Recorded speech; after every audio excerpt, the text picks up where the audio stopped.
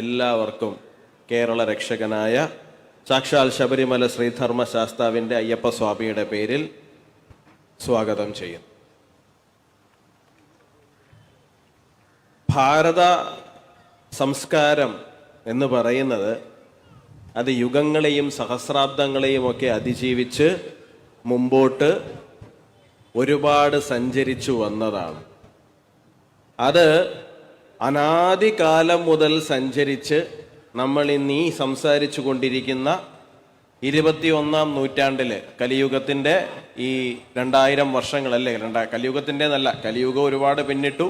ഈ ആധുനികമായ AD calendar തുടങ്ങി അത് 21-ാം നൂറ്റാണ്ട് നമ്മൾ എത്തി നിൽക്കുന്ന ഈ നിമിഷം വരെയും അത് സഞ്ചരിച്ച് എത്തുന്ന സമയത്ത് കാലാകാലങ്ങളിൽ അതൊരുപാട് ദുഷ്ടശക്തികളെ നേരിട്ടും ആ ദുഷ്ടശക്തികളോട് പോരാടിയും പൊരുതിയും കീഴടക്കിയും ഒക്കെ തന്നെയാണ് നമ്മൾ മുമ്പോട്ട് വന്നിട്ടുള്ളത്. നമ്മൾ ഹിരണ്യാക്ഷനെ നേരിട്ടു, ഹിരണ്യകശിപുവിനെ നേരിട്ടു, രാവണനെ നേരിട്ടു, കംസനെ നേരിട്ടു, ദുര്യോധനനെ നേരിട്ടു, അല്ലേ? അങ്ങനെ ഒരുപാട് ദുഷ്ടശക്തികളെ നേരിട്ട് തന്നെയാണ് മുമ്പോട്ട് വന്നിട്ടുള്ളത്. ഇന്ന് ഈ 21-ാം നൂറ്റാണ്ടില് പിണറായി വിജയനെയാണ് നേരിടേണ്ടി വരുന്നതെന്നുണ്ടെങ്കിൽ ആ പിണറായി വിജയനെയും കാലേ തൂക്കി നിലത്തടിച്ച് തന്നെ നമ്മൾ മുമ്പോട്ട് പോകും എന്നുള്ള കാര്യത്തിനകത്ത് ആർക്കും ഒരു സംശയവും ഉണ്ടാകേണ്ടുന്ന കാര്യമില്ല. തൻ്റെ ഭക്തന്റെ വിശ്വാസം സംരക്ഷിക്കുവാൻ വേണ്ടിയിട്ട് തൂണ് പിളർന്നിട്ട് നരസിംഹമൂർത്തിയായിട്ട് ഇറങ്ങി വന്ന സാക്ഷാൽ നാരായണന്റെ പിൻതലമുറയാണ് നമ്മളെന്നുണ്ടെങ്കിൽ യഥാ ഹി ധർമ്മസ്യ ഗ്ലാനിർഭവതി ഭാരത അഭ്യുത്ഥാനമധർമ്മസ്യ തദാത്മാനം സൃജാമ്യഹം. എപ്പോഴൊക്കെ ധർമ്മത്തിന് ഒരു കുറവ് സംഭവിക്കുന്നുവോ അപ്പോഴൊക്കെയും ധർമ്മത്തിനെ പുനഃസ്ഥാപിക്കുവാൻ വേണ്ടിയിട്ട് ഞാൻ സ്വയം അവതരിച്ചു വരും എന്ന് പറഞ്ഞതുപോലെ ഈ 21-ാം നൂറ്റാണ്ടിൽ അധർമ്മം കൊടുമ്പിരി കൊണ്ടാൽ, ധർമ്മത്തിന് എന്തെങ്കിലും ച്യുതി സംഭവിച്ചാൽ ആ ധർമ്മത്തിനെ പുനഃസ്ഥാപനം ചെയ്യുവാൻ വേണ്ടിയിട്ട് 100 വർഷങ്ങൾക്ക് മുമ്പ് ഡോക്ടർ ഹെഡ്ഗേവർ എന്ന് പറയുന്ന മനുഷ്യൻ ഒരു സംഘടനയ്ക്ക് അവതാരപ്പിറവി പോലൊരു രൂപം കൊടുത്തിട്ടുണ്ട്. ആ സംഘടനയ്ക്ക് ഒരു രാഷ്ട്രീയ മുഖമുണ്ട്.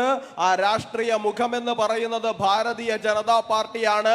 ഹിരണ്യകശിപുവും രാവണനും ഒക്കെ എങ്ങനെ ഈ നാട്ടിൽ നിന്ന് ഇല്ലാണ്ടായോ അതുപോലെ ഏത് പിണറായി വിജയനും ഞങ്ങളുടെ നേരെ വെല്ലുവിളിച്ചുകൊണ്ട് വന്നു കഴിഞ്ഞാൽ ഈ ഭൂമി മലയാളത്തിൽ നിന്ന് തന്നെ ആ ആശയങ്ങളെ അപ്രസക്തമാക്കി കളയുവാൻ വേണ്ടിയിട്ടുള്ള കരുത്തുമാർജവുമുള്ള പ്രസ്ഥാനം ഇന്നിവിടെയുണ്ട്. ഈ ശബരിമല വിഷയത്തില് സത്യവാങ്മൂലം ദേവസ്വം ബോർഡ് തിരുത്തി കൊടുക്കും എന്നൊക്കെ പറഞ്ഞുകൊണ്ട് കഴിഞ്ഞ ആഴ്ച ഒരു വാർത്ത വരികയുണ്ടായി. ഇന്ന് ഇങ്ങോട്ട് വരുന്ന വഴിക്ക് MV ഗോവിന്ദൻ പറയുന്നുണ്ട്, ഞങ്ങളുടെ നിലപാടിൽ മാറ്റമൊന്നുമില്ല, CPM-ന്റെ നിലപാടിൽ മാറ്റമൊന്നുമില്ല, CPM പഴയ നിലപാടിൽ തന്നെയാണ് ഞങ്ങൾ നിൽക്കുന്നത്, ഞങ്ങൾ കൂടി ആലോചിക്കും, പോളിറ്റ് ബ്യൂറോ കൂടും, അല്ലേ, പിന്നെന്താ സെൻട്രൽ കമ്മിറ്റി കൂടും, AKG സെന്ററിനകത്ത് ഞങ്ങളിരുന്ന് കട്ടൻ ചായയും പരിപ്പോടെയൊക്കെ തിന്നിട്ട് ശബരിമലയിൽ എന്ത് നിലപാടെടുക്കണമെന്ന് ഞങ്ങൾ ആലോചിക്കും, എന്നിട്ട് സുപ്രീം കോടതിയിൽ പോകും. കഴിഞ്ഞ ആഴ്ച ചാനലുകാർ എന്നോട് ചോദിച്ചു, CPM-ന്റെ നിലപാടിനെ കുറിച്ച് നിങ്ങൾക്ക് എന്താണ് അഭിപ്രായം? ഞാൻ പറഞ്ഞു എനിക്ക് പ്രത്യേകിച്ച് അഭിപ്രായമൊന്നുമില്ല. അപ്പൊ എന്നോട് ചോദിച്ചു അതെന്താ അഭിപ്രായം ഇല്ല എന്ന് പറയുന്നത്? അങ്ങനെ പറയാൻ പറ്റുമോ? കാരണം CPM ഒരു നിലപാടെടുത്തു കഴിഞ്ഞാൽ ആ നിലപാടിന് വളരെ പ്രസക്തിയില്ലേ സുപ്രീം കോടതിയിൽ. ഞാൻ പറഞ്ഞ CPM എന്ത് നിലപാടെടുത്താലും ശബരിമലയിൽ എന്താ പ്രശ്നം? CPM-ന്റെ നിലപാടിന് എന്താ ഈ നാട്ടിൽ പ്രസക്തിയിരിക്കുന്നത്? CPM എന്ത് നിലപാടും എടുക്കട്ടെ, കേരളത്തിലെ ഹിന്ദുക്കൾക്ക് ഒരു നിലപാടുണ്ട്. എന്താണ്? കേരളത്തിലെ ഹിന്ദുക്കൾക്ക് ഒരു നിലപാടുണ്ട്. നിങ്ങളുടെ നിലപാടൊന്നും ഇവിടെ വിഷയമല്ല. നിങ്ങൾ സുപ്രീം കോടതി പോവുകയോ സത്യവാങ്മൂലം നിങ്ങൾക്ക് തോന്നിയതുപോലെ കൊടുക്കുകയോ വീണ്ടും ബിന്ദു അമ്മിണിയെ കയറ്റൂ എന്ന് പറയോ, നിങ്ങൾ എന്തോ നിലപാടെടുക്കുന്നത്? ഞങ്ങൾക്കൊരു നിലപാടുണ്ട്. ഞങ്ങളുടെ നിലപാടേ അവിടെ നടക്കൂ. ഇനി ഏത് കോടതി പോയി നിങ്ങൾ എന്ത് വിധി വാങ്ങിച്ചുകൊണ്ട് വന്നിരുന്നാലും ശരി തന്നെയാണ്, കേരളത്തിലെ ഹിന്ദു സമൂഹത്തിനൊരു നിലപാടുണ്ട്. അതുകൊണ്ട് ഈ നാട്ടിലെ കമ്മ്യൂണിസ്റ്റുകാരോട്, സഖാക്കളോട്, പിണറായി വിജയനോട് വെല്ലുവിളിച്ച് തന്നെ പറയുകയാണ്, ആണായിട്ട് പറന്നവന്മാരുണ്ടെന്നുണ്ടെങ്കിൽ ശബരിമല കൊണ്ടുപോയിട്ട് നിങ്ങൾക്ക് തോന്നുന്ന നിലപാടെടുത്തോ, ഞങ്ങൾ പറയുന്നത് ഈ നാട്ടിൽ നടക്കൂ. BJP പറയും എന്ത് നടക്കണമെന്ന്, അത് മാത്രമേ ഇവിടെ നടക്കൂ. കാരണം സാക്ഷാൽ ശബരിമലയില് കരിമലയ്ക്ക് മുകളില് 18-ാം പടിക്ക് മുകളില് സാക്ഷാൽ ശബരിമല ശ്രീധർമ്മ ശാസ്താവിരിപ്പുണ്ട്. അവിടെ അയ്യപ്പ സ്വാമി ഇരിപ്പുണ്ട്. ആ അയ്യപ്പ സ്വാമിക്കൊരു തീരുമാനമുണ്ട്. ആ തീരുമാനമേ ഇവിടെ നടക്കൂ. കാരണം ജീവൻ കൊടുക്കാനും ജീവിതം കൊടുക്കുവാനും വേണ്ടി തയ്യാറായിട്ട് ലക്ഷക്കണക്കിന് ചെറുപ്പക്കാര് ഞങ്ങൾ പുറത്തുണ്ട്. നിങ്ങൾക്ക് ഞങ്ങളുടെ നേതാക്കളെ പിടിച്ചിട്ട് 20 ദിവസവും 50 ദിവസവും ഒക്കെ ജയിലിലിടാം. ഞങ്ങളുടെ പ്രവർത്തകരെ പിടിച്ച് ദിവസങ്ങളോളം ജയിലിലിടാം. നിങ്ങൾ എന്തൊക്കെ ചെയ്തിരുന്നാലും ശരി തന്നെയാണ്. ഏറ്റവും ഒടുവിൽ സംഭവിക്കുവാൻ പോകുന്നത് ഞങ്ങൾ പറയും നിലപാട്, BJP പറയും നിലപാട്, കോൺഗ്രസ്സുകാരെ പോലെ കൊഴാന്നല്ല നിലപാട് പറയാൻ പോകുന്നത്. പൗഡർ കുട്ടപ്പന്മാര് ഏതെങ്കിലും സ്റ്റുഡിയോക്ക് അകത്ത് കയറിയിരുന്ന് പൗഡറും ഇട്ടുകൊണ്ട് ഞങ്ങളും ഇതിനൊപ്പം ആണ് കേട്ടോ എന്ന് പറയുന്ന പോലത്തെ നിലപാടൊന്നും അല്ല. നിങ്ങൾ കണ്ട മനീതി സംഘങ്ങളെ ഉൾപ്പെടെയുള്ള സംഘങ്ങളെ എഴുന്നള്ളിച്ചുകൊണ്ട് അങ്ങോട്ടേക്ക് വന്നു കഴിഞ്ഞാൽ വരുന്നതിന്റെ 10 ഇരട്ടി സ്പീഡിൽ തിരിച്ചു ഓടുക എന്നുള്ളതിനപ്പുറത്തേക്ക് യാതൊന്നും തന്നെ ഈ നാട്ടിൽ നടക്കാൻ പോകുന്നില്ല. ഞങ്ങൾ ഇവിടെ കൂടിയിരിക്കുന്ന വിശ്വാസ സംരക്ഷണ സംഗമം നിങ്ങൾ കരുതുന്നത് എന്താണ്? അയ്യോ, നമ്മുടെ ശബരിമലയിൽ നിങ്ങൾ മറിച്ചൊരു നിലപാടെടുക്കരുതേ എന്ന് അഭ്യർത്ഥിക്കാനാണ്. അങ്ങനെ അഭ്യർത്ഥിക്കാനല്ല. നിങ്ങളോട് ഒരു കാര്യം വളരെ തുറന്നു തന്നെ പറയാനാണ് ഞങ്ങൾ ആഗ്രഹിക്കുന്നത്.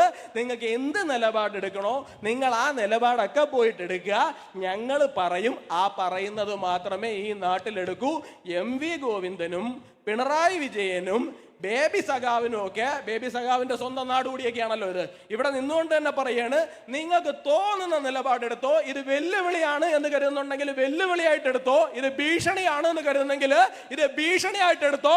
ഞങ്ങൾ പറയും ശബരിമലയിൽ എന്താണ് നിലപാടെന്ന്.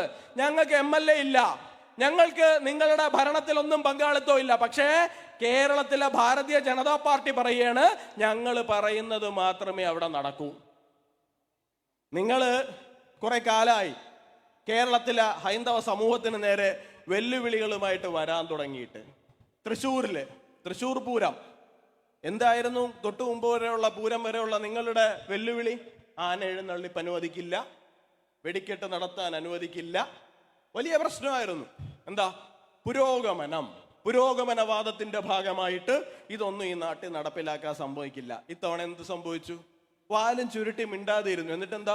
ഞങ്ങളാണ് ഭംഗിയായിട്ട് പൂരം നടത്താൻ വേണ്ടി വരുന്നത്. നിങ്ങൾ 25 ആനയാണ് എഴുന്നള്ളിക്കുന്നത്, എന്നാൽ ഞങ്ങൾ 30 ആന എഴുന്നള്ളിക്കുക. ഇത്രയേ ഉള്ളൂ നിങ്ങളുടെ നിലപാട്. കാരണം എന്താ? തൃശ്ശൂരിലെ ജനത താമരയ്ക്ക് വോട്ട് ചെയ്തു, സുരേഷ് ഗോപി എന്ന് പറയുന്ന മനുഷ്യനെ ജയിപ്പിച്ചു. ഇപ്പൊ പറയുന്നത് എന്താ? സുരേഷ് ഗോപി ആയതുകൊണ്ട് ജയിച്ചതാണ്. ഇവര് തന്നെയാണ് കുറച്ച് ആളുകൾക്ക് മുമ്പ് പറഞ്ഞത് എന്താണ്? സാക്ഷാൽ നരേന്ദ്രമോദി കേരളത്തിൽ വന്നു നിന്നാലും കേരളത്തിൽ ആരും ജയിക്കാൻ പോകുന്നില്ല, കേരളത്തിൽ ഒരു MP ഉണ്ടാവുന്നില്ല. നരേന്ദ്രമോദി ഒന്നും വരേണ്ടി വന്നില്ല. ഒരു സുരേഷ് ഗോപി വന്നപ്പോൾ തന്നെ തൃശ്ശൂരിൽ നിങ്ങളുടെ ചീട്ട് കീറുന്ന സാഹചര്യം ഉണ്ടായി എന്നുണ്ടെങ്കിൽ നിങ്ങൾക്ക് വളരെ നന്നായിട്ടറിയാം. ഹിന്ദുക്കളുടെ മെക്കിട്ട് കയറി ചൊറിയാൻ തുടങ്ങിക്കഴിഞ്ഞു കഴിഞ്ഞാൽ ഇതുപോലത്തെ പണികൾ നിങ്ങൾക്ക് കിട്ടിത്തുടങ്ങുമെന്ന്. പണ്ട് ഒരു 5-6 വർഷങ്ങൾക്ക് മുമ്പ് ആറ്റുകാലില് വലിയ പ്രശ്നമാണ്. എന്താ ആറ്റുകാലില്? അയ്യോ, റോഡ് കയ്യേറി പൊങ്കാലയിടുന്നു, ഞങ്ങൾക്ക് വഴി നടക്കാൻ പറ്റുന്നില്ല, ഞങ്ങളുടെ സഞ്ചാര സ്വാതന്ത്ര്യം തടയുന്നു. ഇത്തവണ എന്താ പറയുന്നേ? ഞങ്ങളാണ് കൂടുതൽ നന്നായിട്ട് പൊങ്കാല നടത്തുന്ന ആൾക്കാർ. ഇപ്പൊ പറയുന്ന ഞങ്ങളാണ് കൂടുതൽ നന്നായിട്ട് പൊങ്കാല നടത്തുന്ന ആൾക്കാർ എന്നുള്ളതാണ്. ഒരു രാഷ്ട്രീയ പാർട്ടിയെ സംബന്ധിച്ചിടത്തോളം, പ്രത്യേകിച്ചും കമ്മ്യൂണിസ്റ്റ് പാർട്ടി എന്നൊക്കെ പറയുന്ന പോലത്തെ ചില പ്രസ്ഥാനങ്ങളെ സംബന്ധിച്ചിടത്തോളം എടുക്കുന്ന നിലപാടുകളിൽ വ്യക്തതയുണ്ടാകണം, ദൃഢതയുണ്ടാകണം. സ്വന്തം ആശയത്തോട് പോട്ടെ, ജനങ്ങളോട് നിങ്ങൾക്ക് പ്രത്യേകിച്ച് കമ്മിറ്റ്മെന്റ് ഇല്ല, അല്ല എന്നുണ്ടെങ്കിൽ അവരോട് നിങ്ങൾ പറയുന്ന കാര്യങ്ങളിൽ കൂറ് പുലർത്താൻ സാധിക്കുന്നില്ല, ഞങ്ങൾക്ക് മനസ്സിലാകും. പക്ഷേ സ്വന്തം നിലപാടുകളിൽ അവനവനോടെങ്കിലും നിങ്ങൾക്ക് എന്തെങ്കിലും ഒരു ആത്മാർത്ഥത പുലർത്താൻ വേണ്ടിയിട്ട് സാധിക്കണ്ടേ?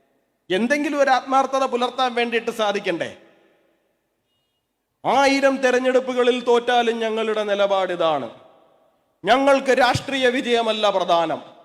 ഞങ്ങൾ എത്ര തെരഞ്ഞെടുപ്പുകൾ തോക്കുന്നു എന്ന് നോക്കിയിട്ടല്ല ഞങ്ങൾ നിലപാടുകൾ എടുക്കുന്നത്. ഞങ്ങൾ കമ്മ്യൂണിസ്റ്റ് പ്രസ്ഥാനങ്ങളാണ്. ഒരൊറ്റ തെരഞ്ഞെടുപ്പ് തോറ്റതേ ഉള്ളൂ. അട്ടപ്പട്ടൽ എല്ലാം കൂടെ വീണ്. നമ്മുടെ പ്രിയങ്കരനായ ശ്രീ സുരേഷ് ഗോപി ഏതാനും മിനിറ്റുകൾക്കകം ഈ വേദിയിലേക്ക് എത്തും. അദ്ദേഹത്തിൻ്റെ സംസാരത്തിന് ശേഷം നമുക്ക് വിശ്വാസ സംരക്ഷണ സംഗമത്തിൻ്റെ ജ്യോതി തെളിയിക്കേണ്ടതുണ്ട്. അപ്പോൾ ഈ കസേരകൾ ഇങ്ങനെ അടുത്തിട്ട് കഴിഞ്ഞാൽ ഇത് താഴേക്ക് തരാൻ ബുദ്ധിമുട്ടുണ്ടാകും. അതുകൊണ്ട് ഈ ഭാഗത്തുള്ള ആൾക്കാരും അതുപോലെ തന്നെ ഈ ഫ്രണ്ടിൽ ഈ കുത്തുവിളക്കിന് സമീപത്തുള്ള കസേരകൾ കുറച്ചും കൂടെ പുറകിലേക്ക് ആക്കിയില്ലെങ്കിൽ ദീപം തീയുടെ പകർന്നാണ് നൽകുന്നത്. അതുകൊണ്ട് മറ്റ് അനിഷ്ട സംഭവങ്ങൾ ഉണ്ടാകാൻ പാടില്ല. അതുകൊണ്ട് കുറച്ച് ബാക്കിലേക്ക് ഈ കുത്തുവിളക്കിന് സമീപമുള്ള കസേരകൾ കുറച്ച് ബാക്കിലേക്ക് മാറ്റിയാൽ ആ പ്രശ്നം പരിഹരിക്കാൻ പറ്റും. അതുപോലെ തന്നെ ഈ വേദിയുടെ ഇടതുവശത്തുള്ള കസേരകൾ കൂടി കുറച്ചും കൂടെ പുറകിലേക്ക് പോയി കഴിഞ്ഞാൽ വളരെ സുഗമമായി തന്നെ നമ്മുടെ മഹിളാ കാര്യകർത്താക്കൾക്ക് അത് പകർന്ന് താഴേക്ക് തരാൻ സാധിക്കും. അതുകൊണ്ട് സ്വല്പം കുറച്ച് ബാക്കിലേക്ക് ഒരു സ്റ്റെപ്പ് വീതം കസേര ബാക്കിലേക്ക് ഇട്ട് കഴിഞ്ഞാൽ ആ പ്രശ്നം സുഗമമായി പരിഹരിച്ച് വളരെ മനോഹരമായ രീതിയിൽ നമുക്ക് ഈ പരിപാടി സംഘടിപ്പിക്കാൻ സാധിക്കും. അതുകൊണ്ട് അതിനോട് സഹകരിക്കണമെന്ന് താഴ്മയായി അഭ്യർത്ഥിക്കുകയാണ്. യുവരാജിന്റെ സംഭാഷണം തുടരും. അപ്പോ ഒരൊറ്റ തെരഞ്ഞെടുപ്പ് തോറ്റപ്പോ തന്നെ നിലപാടുമില്ല, നിലപാട് കിടന്നെടുത്ത് നിലപാടിന്റെ പൂടയുമില്ല എന്ന് പറയുന്ന സ്ഥിതിയായി. അയ്യപ്പസ്വാമിയെ കെട്ടിക്കാൻ നടന്നൊരു മനുഷ്യനുണ്ടായിരുന്നു, എം സ്വരാജ് എന്നാണ് അദ്ദേഹത്തിന്റെ പേര്. സഖാവ് സ്വരാജ് ഞാൻ വലിയ ബൗദ്ധിക പണ്ഡിതനാണ് എന്നൊക്കെ കാണിക്കാൻ വേണ്ടി ശബരിമല സമര സമയം മുതല് വല്ലാത്ത രീതിയിൽ ശബരിമലയെയും അയ്യപ്പസ്വാമിയെയും നമ്മുടെ വിശ്വാസങ്ങളെയും എല്ലാം വല്ലാത്ത രീതിയിൽ വക്രീകരിച്ചുകൊണ്ട് ചില പ്രസംഗങ്ങളും പ്രസ്താവനകളുമായിട്ട് നാടൊട്ട് കോടി നടന്നതാണ്. ഈ അയ്യപ്പന്റെ ശക്തിയെ കുറിച്ചിട്ട് ഇപ്പോ നമുക്ക് വലിയ വിശ്വാസം നമ്മളിൽ പലർക്കും, ഇപ്പൊ നമ്മുടെ കൂട്ടത്തിൽ പല നിരീശ്വരവാദികളെയും ഞാൻ കണ്ടിട്ടുണ്ട്. ഈ സംഘപരിവാർ ഭാഗത്ത് ഒരുപാട് നിരീശ്വരവാദികളെ ഞാൻ കണ്ടിട്ടുണ്ട്. പക്ഷേ ഇപ്പൊ ഒരൊറ്റ നിരീശ്വരവാദി പോലും അവശേഷിക്കുന്നില്ല എന്ന് പറയുന്ന ഒരു പ്രസ്ഥാനം ഇന്ന് ലോകത്തുണ്ട് എന്നുണ്ടെങ്കിൽ അത് കമ്മ്യൂണിസ്റ്റ് പാർട്ടിയാണ്. ഇന്ന് ഒരൊറ്റ നിരീശ്വരവാദി പോലും സ്വന്തം പാളയത്തിലില്ല എന്ന് എനിക്ക് 100% ഉറപ്പുള്ള ഒരു പ്രസ്ഥാനം ഉണ്ട് എന്നുണ്ടെങ്കിൽ അത് കമ്മ്യൂണിസ്റ്റ് പാർട്ടിയാണ്. അത് മറ്റൊന്നും കൊണ്ടല്ല, അന്നത്തെ പാർട്ടി സെക്രട്ടറി ആയിരുന്ന സാക്ഷാൽ കോടിയേരി ബാലകൃഷ്ണന്റെ മകൻ തന്നെ കെട്ടി ശബരിമലയ്ക്ക് പോയിട്ട് അയ്യപ്പ മാപ്പാക്കണേ എന്നും പറഞ്ഞിട്ട് അവിടെ പോയി കമന്ന് കിടക്കുന്നത് നമ്മൾ കണ്ടതാണ്.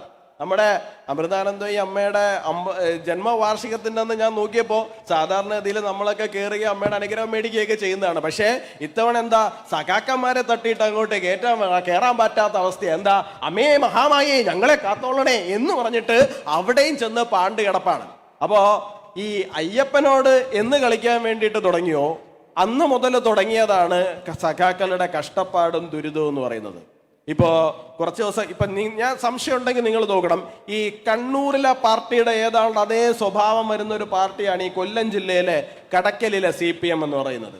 ഇപ്പൊ കടക്കലിലെ CPMകാരോട് നിങ്ങൾ ചെന്ന് ചോദിച്ചോണ്ടല്ലോ, നമ്മളെക്കാളും വലിയ വിശ്വാസികൾ എന്താണെന്നറിയോ?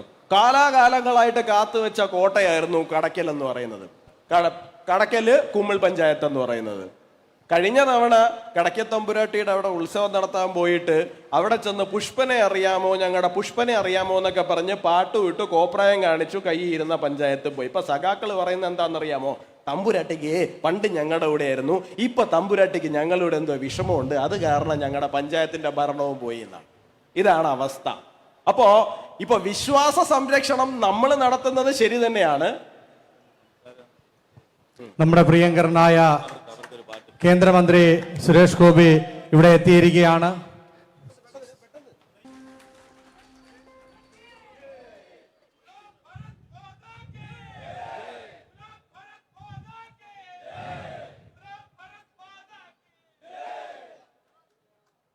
ഈ പാട്ട് കേട്ടപ്പോഴാ കുറച്ച് നാൾ മുമ്പ് നടന്ന ഒരു സംഭവം ഓർമ്മ വന്നത്.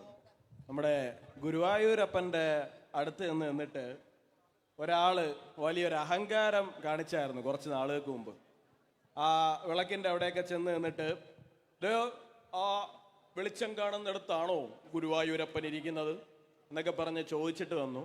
ഇപ്പോൾ ഇരിക്കാനും നിൽക്കാനും കിടക്കാനും ഒന്നും വയ്യാത്ത അവസ്ഥയിലായിട്ടുണ്ട് പാവത്തിന്. എന്തായാലും അതൊരു വഴിക്ക് പോട്ടെ.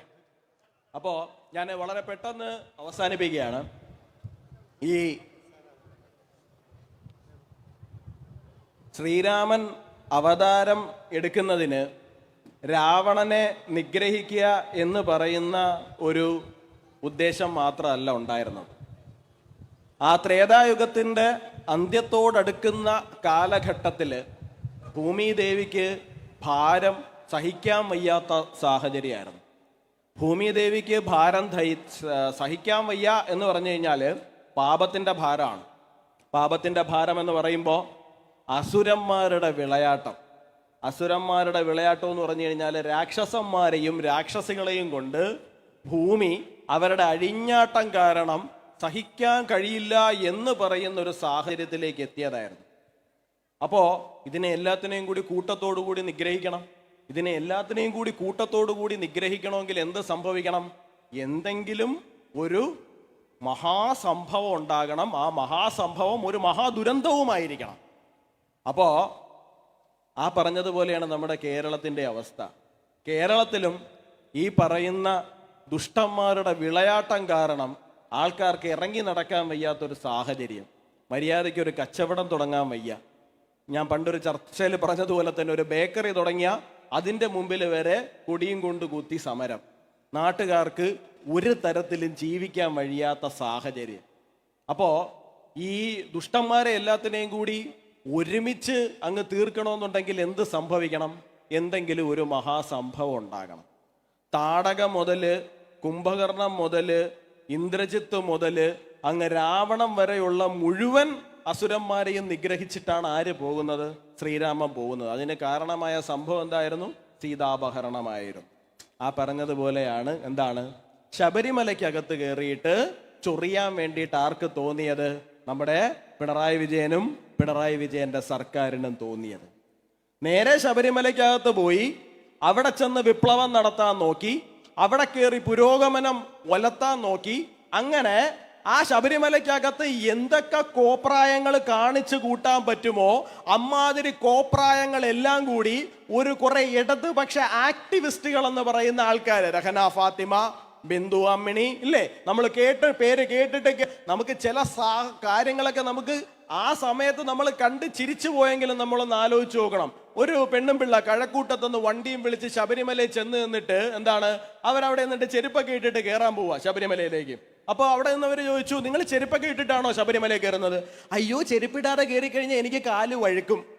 അവർ ചോദിക്കുകയാണ്, നിങ്ങൾ ഇതിനു മുമ്പ് ശബരിമല വന്നിട്ടുണ്ട്? ഇല്ല, വന്നിട്ടില്ല. പിന്നെ എന്തിനാ ഇപ്പം വന്നത്? ഇപ്പൊ ഈ വാർത്തയിലൊക്കെ കാണിക്കുമല്ലോ, അതുകൊണ്ട് വന്ന. നിങ്ങളൊന്ന് ആലോചിച്ച് നോക്കണം, നമ്മുടെ ഒരു ക്ഷേത്രത്തിനെ എത്ര അപഹാസ്യമായിട്ടാണ് ആ സമയത്ത് തെരുവുകളിലേക്കും നമ്മുടെ ചാനലുകളിലേക്കും വലിച്ചിഴയ്ക്കുവാൻ വേണ്ടിയിട്ടുള്ള സാഹചര്യം പിണറായി വിജയൻ സർക്കാർ ഉണ്ടാക്കിയത് എന്നുള്ള കാര്യം. പിണറായി വിജയനോട് സുപ്രീം കോടതി പറഞ്ഞില്ല നിങ്ങൾ ഇത്രാമത്തെ ദിവസത്തിനകത്ത് വനിതകൾ അല്ലെങ്കിൽ യുവതികളെ അകത്തേക്ക് കയറ്റണം, ആചാരം ലംഘിപ്പിക്കണം എന്ന് സുപ്രീം കോടതി പിണറായി വിജയനോട് പറഞ്ഞില്ല. സുപ്രീം കോടതി പിണറായി വിജയനോട് പറഞ്ഞില്ല നിങ്ങൾ ഏതെങ്കിലുമൊക്കെ 2-3 പേരെ കണ്ടുപിടിച്ചു കൊണ്ടുവന്ന് അവരെ നിർബന്ധിച്ച് മലയിലേക്ക് കയറ്റണം എന്നുള്ള കാര്യവും പിണറായി വിജയനോട് സുപ്രീം കോടതി പറഞ്ഞില്ല. സുപ്രീം കോടതിയിൽ ഒരു വിധി വന്നു. ആ വിധി നടപ്പിലാക്കുവാൻ വേണ്ടിയിട്ടുള്ള അവധാനത കാണിക്കണോ വേണ്ടയോ എന്നുള്ളത് ആരുടെ ഔചിത്യമായിരുന്നു? പിണറായി വിജയൻ സർക്കാരിന്റെ, അല്ലെങ്കിൽ കേരളം ഭരിച്ചുകൊണ്ടിരിക്കുന്ന സർക്കാരിന്റെ ഔചിത്യമായിരുന്നു.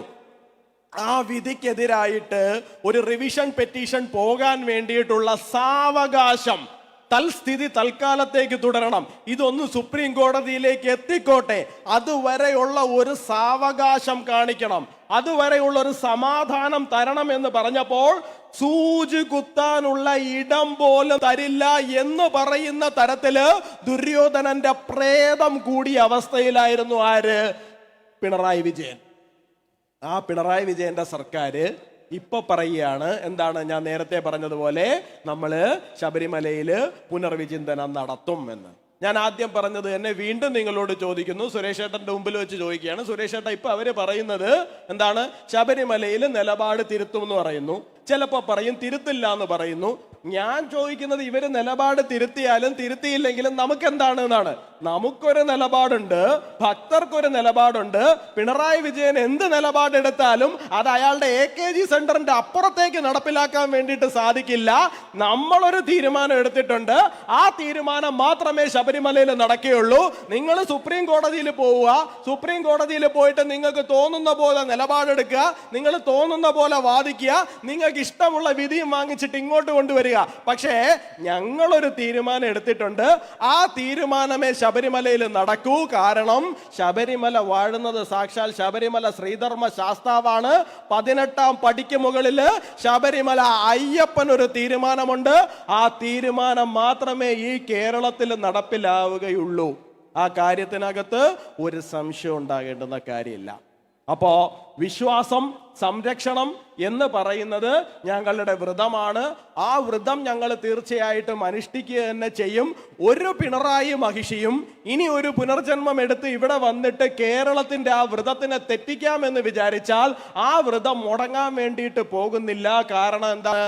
കാരണം ശബരിമല അയ്യപ്പന് മറ്റൊരു പേര് കൂടിയുണ്ട്. ആ പേര് എന്ന് പറയുന്നത് കേരള രക്ഷകൻ എന്നാണ് പേര്. കേരളത്തെ രക്ഷിക്കണം എന്നുണ്ടെങ്കിൽ അദ്ദേഹത്തിന് ഒരു അവതാരം കൂടി എടുക്കേണ്ടി വരുന്നുണ്ട്. ആ അവതാരം എന്ന് പറയുന്നത് ഒരു സംഘടനാ രൂപത്തിൽ അദ്ദേഹത്തിന്റെ സൈന്യമായിട്ടാണ് ഉണ്ടാകേണ്ടുന്നത്. ആ സൈന്യം ഉണ്ടായി വരണമെന്നുണ്ടെങ്കിൽ അതിനൊരു കാരണം വേണം. ഞാൻ നേരത്തെ പറഞ്ഞതുപോലെ സീതാപഹരണം പോലെ ഒരു കാരണം മാത്രമായിട്ട് മാറുകയാണ് എന്ത്?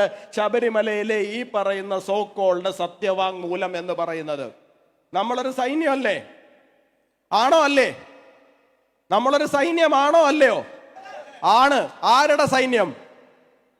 ആ അയ്യപ്പന്റെ സൈന്യം അല്ലേ? സാക്ഷാൽ പന്തള രാജകുമാരന്റെ പടയാണ് നമ്മള്. ആ പട ഇവിടെ ജീവനോടെ നിൽക്കുന്ന സമയത്ത് ഏതെങ്കിലും പിണറായി വിജയൻ വന്ന് പറഞ്ഞാൽ തകർന്നു പോകുന്നതാണോ നമ്മുടെ വിശ്വാസം എന്ന് പറയുന്നത്? അല്ല. ഒരു പിണറായി വിജയനെയും നമ്മുടെ ക്ഷേത്രങ്ങൾക്കകത്തേക്ക് കയറുവാനോ ഞങ്ങളുടെ വിശ്വാസങ്ങളെ തകർക്കുവാനോ ഞങ്ങൾ ഇവിടെ ജീവനോടെ ഉള്ളപ്പോൾ സമ്മതിക്കില്ല. അത് മറ്റൊന്നും കൊണ്ടല്ല, ഞങ്ങളാണ് ആ സൈന്യം, അയ്യന്റെ സൈന്യം, അയ്യപ്പന്റെ സൈന്യം. ഞങ്ങളുടെ പടനായകനാണ് ഇവിടെ കറുപ്പെടുത്ത് നമ്മുടെ മുന്നിലിരിക്കുന്നത്. അദ്ദേഹം മുന്നിൽ നിന്ന് നയിച്ചുകൊണ്ട് നമ്മൾ മുമ്പോട്ട് പോകാൻ പോവുകയാണ്. ഇവിടെ ഒരു മഹിഷിയും, ഒരു പിണറായിയും, ഒരു CPM-ഉം, ഒരു ഗോവിന്ദനും വരില്ല. ഇപ്പൊ വലിയ പ്രശ്നമായിട്ട് ഇറങ്ങിയിരിക്കുക എന്താ? നാട്ടിലൊക്കെ ഭജന പാടുന്നുണ്ട്, നാട്ടിലൊക്കെ ഭജന പാടുന്നുണ്ട്. ഈ ഭജനയൊക്കെ വലിയ പ്രശ്നമാണ് കേട്ടോ. പിന്നെന്താ നല്ലത്? ആരെങ്കിലും കഞ്ചാവ് അടിച്ചിട്ട് എവിടെയെങ്കിലും ചെന്ന് നിന്ന് തുള്ളിയാ അവിടെ കല്യാണം നടത്താൻ പോകലാണ് ഇപ്പോഴത്തെ പണി. പണ്ടത് പോളിറ്റ് ബ്യൂറോ ആയിരുന്നു, ഇപ്പൊ അത് മാരേജ് ബ്യൂറോ ആയിട്ട് മാറിയിട്ടുണ്ട്. പണ്ട് പോളിറ്റ് ബ്യൂറോ ആയിരുന്നു, ഇപ്പൊ marriage bureau. Broker Govindan, broker Govindan AKG ഭവനായിരുന്നു. നമുക്കറിയാവുന്നിടത്തോളം ആയില്യത്ത് കുറ്റിയേരി ഗോപാലൻ എന്നായിരുന്നു അദ്ദേഹത്തിന്റെ പേര്. ഇപ്പൊ AKG ഭവന്റെ പേര് മാറ്റി അഖില കല്യാണ ഗോപാല ഭവനം എന്നാക്കി മാറ്റി. ഒരു പാർട്ടി ഇങ്ങനെയൊക്കെ തരം താഴാമോ? എനിക്ക് മനസ്സിലാകുന്നില്ല. ഒരു പാർട്ടി ഇങ്ങനെയൊക്കെ തരം താഴാമോ?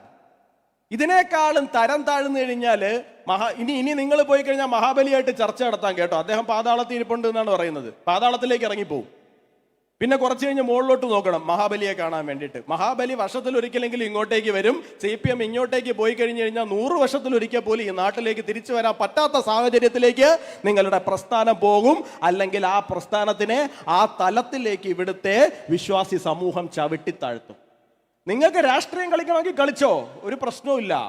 നിങ്ങൾക്ക് രാഷ്ട്രീയം കളിക്കണമെങ്കിൽ നിങ്ങൾ എത്ര വേണമെങ്കിലും കളിച്ചോ.